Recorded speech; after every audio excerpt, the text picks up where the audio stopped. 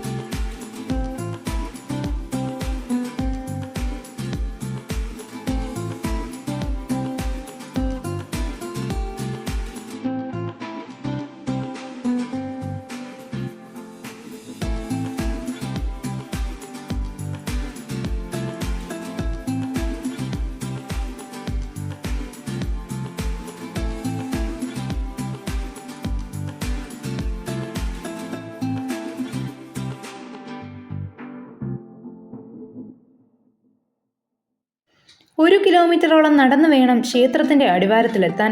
അവിടെ നിന്ന് പടികൾ കയറി വേണം ക്ഷേത്രത്തിൽ പ്രവേശിക്കാൻ. ക്ഷേത്രത്തിന്റെ അഗ്രഭാഗം നമുക്ക് പടികൾ കയറുമ്പോൾ തന്നെ കാണാൻ കഴിയും. ഈ കൽത്തൂണിന്റെ അകത്തുകൂടി വേണം നമുക്ക് താഴേക്ക് ഇറങ്ങാൻ.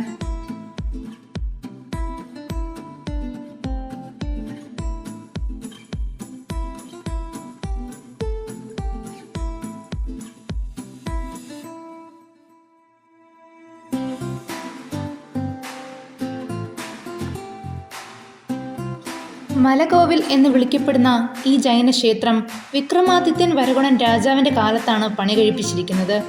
ആദ്യകാലങ്ങളിൽ സന്യാസിമാരുടെ താവളമായിരുന്നു ഇത്. പിന്നീട് ഒരു ഹിന്ദു ക്ഷേത്രമായി മാറുകയായിരുന്നു. നമ്മൾ ഇറങ്ങുന്ന വഴികളിലെല്ലാം തന്നെ ചെറിയ ഗുഹകൾ കാണാൻ സാധിക്കും.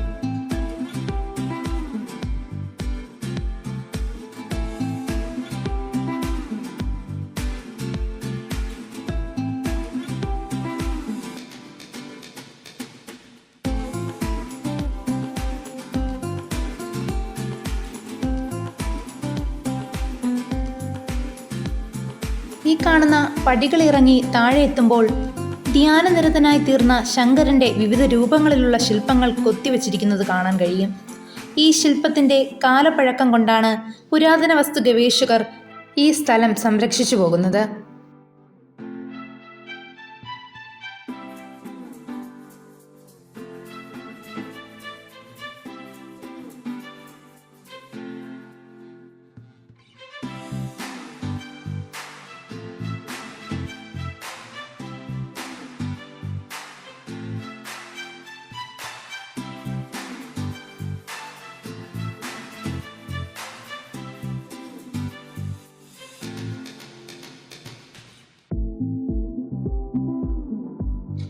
ജൈന സന്യാസിമാർ തപസ്സിരുന്ന ഗുഹകളായിരുന്നു ഇത്. പുരാതന വസ്തു ഗവേഷകർ ഇത് ഏറ്റെടുത്തതു മുതൽ ഇതൊരു ക്ഷേത്രമായി തീർന്നതാണ്.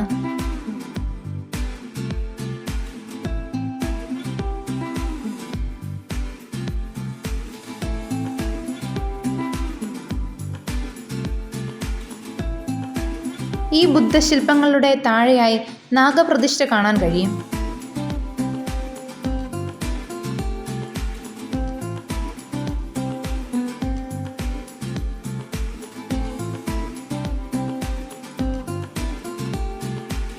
ഈ ക്ഷേത്രത്തിന്റെ ഭംഗി കൂട്ടുന്നത് ഈ കാണുന്ന മലയാണ്.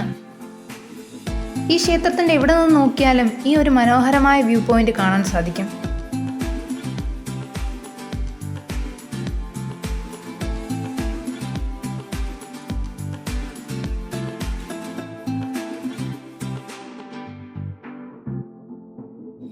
ഈ ക്ഷേത്രത്തിന്റെ ഭംഗി കൂട്ടുന്നതിൽ ഏറ്റവും പ്രധാനപ്പെട്ട ഒരു ഏരിയയാണ് ഈ ഒരു കുളം.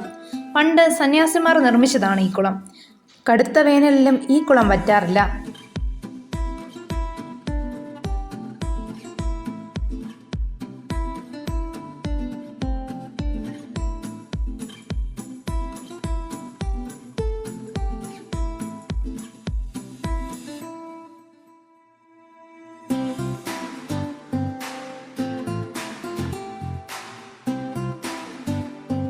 ഈ ഒരു കുളത്തിലേക്ക് ഇറങ്ങണമെങ്കിൽ ആ കാണുന്ന കൈവരിയിലൂടെ മാത്രമേ നമുക്ക് ആ കുളത്തിലേക്ക് ഇറങ്ങാൻ കഴിയുകയുള്ളൂ. ഇവിടെ നിൽക്കുമ്പോൾ നന്നായി തന്നെ ഈ ടെമ്പിൾ കാണാൻ സാധിക്കും. പാറയുടെ മുകൾ ഭാഗത്ത് നിൽക്കുമ്പോൾ നല്ല കാറ്റുണ്ട് ഇവിടെ.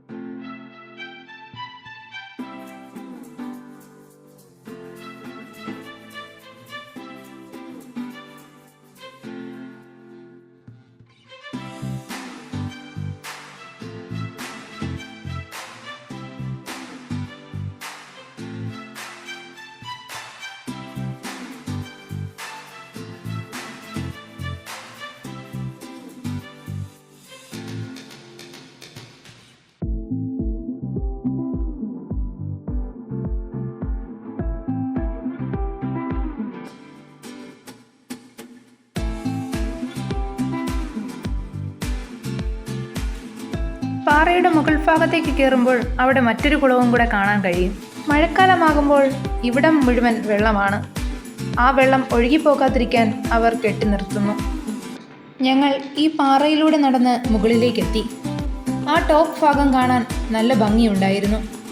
ഈ ഒരു ക്ഷേത്രം കാണാൻ ഏറെ കൂടുതൽ വരുന്നത് കപ്പിൾസാണ്. ഞങ്ങളിവിടെ വന്നപ്പോൾ കുറച്ചു പേർ മാത്രമേ ഇവിടെ ഉണ്ടായിരുന്നുള്ളൂ. ക്ഷേത്രത്തിൻ്റെ മുകൾ ഭാഗത്തേക്ക് എത്തണമെങ്കിൽ ഈ കാണുന്ന പാറക്കെട്ടിലൂടെ മാത്രമേ നമുക്ക് മുകളിലേക്ക് കയറാൻ കഴിയുകയുള്ളൂ.